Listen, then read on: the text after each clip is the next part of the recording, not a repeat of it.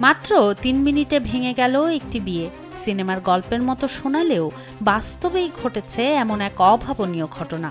কিন্তু কেন বিয়ের মাত্র ৩ মিনিটের মাথায় ডিভোর্স হলো ওই দম্পতির? মূলত বিয়ের আনুষ্ঠানিকতা শেষ করে আদালত ভবন থেকে বের হচ্ছিলেন নবদম্পতি। ঠিক তখনই হোঁচট খেয়ে পড়ে যাচ্ছিলেন নববধূ। কিন্তু স্বামী তাকে টেনে তোলার বদলে স্টুপিড বলে বিদ্রূপ করেন। ব্যাস, ওই একটি শব্দই সম্পর্কের কফিনে শেষ পেরেক ঠুকে দেয়। এই অভদ্র আচরণ নববধূর কাছে ছিল সম্পর্কের বড় এক রেড ফ্ল্যাগ। নিজের আত্মসম্মানকে প্রাধান্য দিয়ে এক মুহূর্ত দেরি না করে তিনি পুনরায় বিচারকের কক্ষে ফিরে যান এবং বিচ্ছেদের আবেদন জানান। বিচারকও কালক্ষেপণ না করে বিয়ের শপথ নেয়ার ঠিক ৩ মিনিটের মাথায় তাদের বিয়ে বাতিলের আবেদন মঞ্জুর করেন।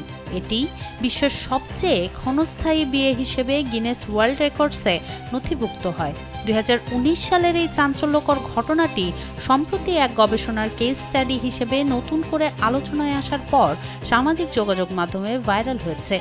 নেটিজেনরা ওই নারীর সাহসিকতাকে সাধুবাদ জানিয়ে বলেছেন, বিয়ের শুরুতেই যেখানে সম্মান নেই, সেই সম্পর্ক টেনে না নিয়ে তিনি প্রমাণ করেছেন আত্মসম্মানের চেয়ে বড় আর কিছুই নেই।